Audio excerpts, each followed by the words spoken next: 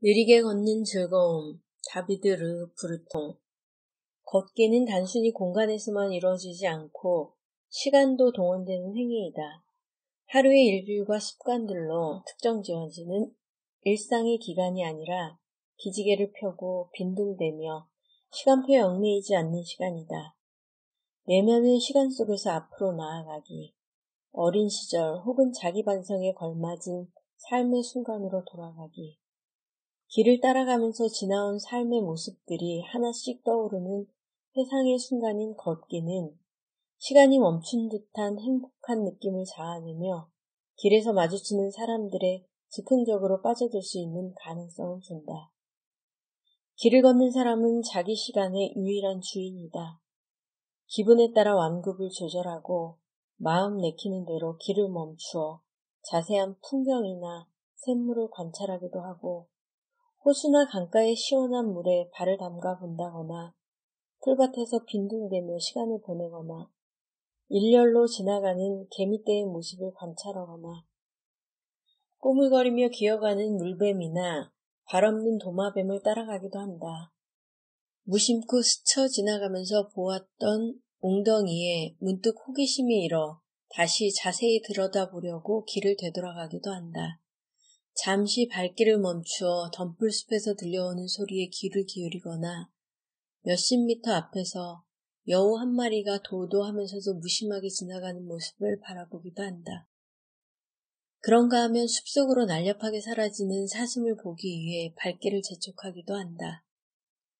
보행자는 거대 세계와 미세 세계를 번갈아 관찰한다.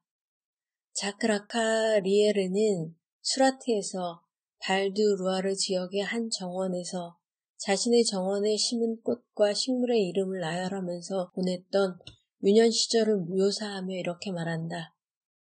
당시에는 그 미세한 세계에 대한 열정으로 언젠가 장가지의 지리학자나 무릉덩이의 해양학자가 되고 싶은 욕심이 있었다.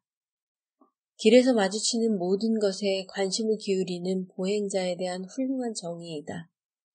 그런 사람은 마치 길을 걸을 때마다 어린 시절과 그 시절에 품었던 끝도 없는 의문들로 되돌아가기라도 하듯 풍경부터 동물까지, 꽃부터 강물까지 눈에 띄는 모든 것에 궁금증과 호기심에 발동해 갖은 수단 방법을 다 사용하게 된다. 걷기는 모든 지식으로 통한다.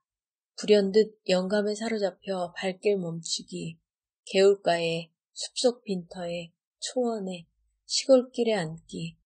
자연에서는 카페에서든 더 편하게 여겨지는 곳에서 글을 쓰는 일이야말로 걷기의 진정한 기쁨 중 하나이다. 부모 곁을 떠나 스페인 도보 여행길에 올랐던 젊은 시절의 로리 리는 제일 먼저 그곳에서 150여 킬로미터나 떨어진 런던에 갈 작정이었다. 그런데 불쑥 바다를 보고 싶다던 욕망에 사로잡힌다. 사우샘프턴으로 방향을 바꾸어 가면 물론 150여 킬로미터로 예정되었던 여행은 더 길어지겠지만 마침 계절이 여름이었으므로 시간은 충분했다. 자유롭게 시간을 사용한다는 의미가 며칠 돌아가는 정도라면 걷는다는 건 언제나 애둘러 돌아가는 길이 아닐까? 시간을 초월해서 혹은 느린 시간 속으로 살그머니 빠져나가는 틈새인 걷기는 성과를 얻으려 한다거나 상업적인 후원을 받는 어떤 탐색이 아니라 걷는 사람 자신의 능력에 맞추어 하는 노력이다. 보행자는 길과 시간을 따라 한가로이 거닐면서 자신의 시간을 어떻게 쓸지 홀로 결정짓는다. 길가에서 낮잠을 잔다거나 동행자들과 한담을 나눈다. 한들거릴 일 따위는 전혀 없다. 길을 걷는 사람은 한가로이 거닐기, 천천히 여유를 갖는다는 사실에 새로운 가치를 부여한다. 자신의 그림자보다 빨리 걷는 보행자는 없다. 밀란 쿤테라는 우리 사회에서 한가로운 산책이 사라지는 사실을 안타까워하면서 체코 속담을 인용해 이렇게 말한다. 그들은 자비로운 신의 창문을 응시한다. 그런 사람은 행복하다. 우리 사회에서는 한가함이 무의도식으로 탈바꿈했지만 이 둘은 전혀 다른 것이다. 무의도식하는 사람은 낙담해 있고 권태로워하며 항상 자신에게 결핍된 부산스러움을 찾으려 한다. 시간이 오로지 내 것이라는 차분한 확신이다. 걷기는 빠름, 수익성, 효율성이라는 절대적인 필요성을 피할 뿐만 아니라 하등의 한계도 없다. 걷기는 시간을 버는 일이 아니라 오히려 우아하게 잃는 일이다. 더는 시간에 살이 접히지 않고 천천히 여유를 갖는 일이다. 그런 점에서 걷기는 20년대 포드 공장에서 단 한순간이라도 노동자들이 일을 멈추는 꼴을 용납할 수 없었던 데일리가 했던 끔찍한 말, 빈둥대기와의 전쟁을 법으로 삼는 사회에서는 근본적인 전복이다. 속도, 수익성에 대한 광기는 그에 대한 반발로 속도를 늦추고 유의를 진정시키려는 의지를 끌어낸다. 걷기는 시간을 충분히 차지하되 느릿느릿 차지하는 일이다. 걷기는 삶의 의욕을 꺾는 현대의 그 절대적인 필요성들에 대한 일종의 저항이다.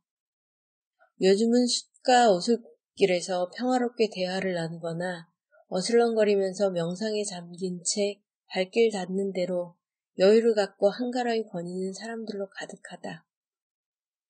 느림만이 만물과 같은 높이와 세상의 리듬에 도달할 수 있다. 느림은 전진의 명중이어서 세심하고 관조적인 진보, 즉 쉴 곳을 활용하기 위해 잠시 멈출 수 있는 가능성을 내포한다. 느림은 호흡 운동이다. 느림은 주변 환경 속에 뛰어드는 일이기도 해서 여정의 특징들의 감각을 맞추어 금세 제 것으로 삼을 방법을 준다.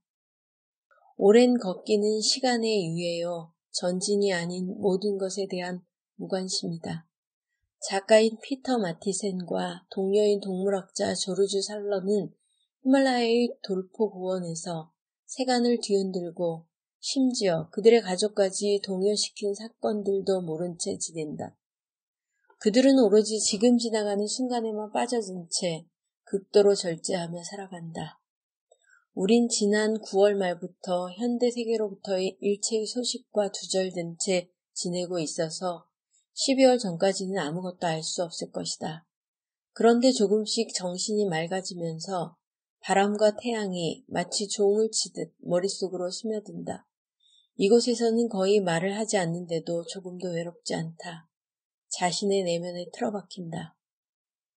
시간은 신체의 척도가 되어 오로지 지금 이 순간만이 있을 뿐이다. 느림은 모든 걷기를 장거리 여행으로 만든다. 걷기는 기본으로 돌아가는 일이다. 여명, 석양, 어둠, 땅, 돌, 언덕, 산, 물, 비, 바람 등 걷기는 우리를 앞지르고 우리를 감탄하게 하거나 근심하게 하는 세상에 잠긴 우리의 본질적인 인간성을 상기시킨다. 느리게 걷는 즐거움,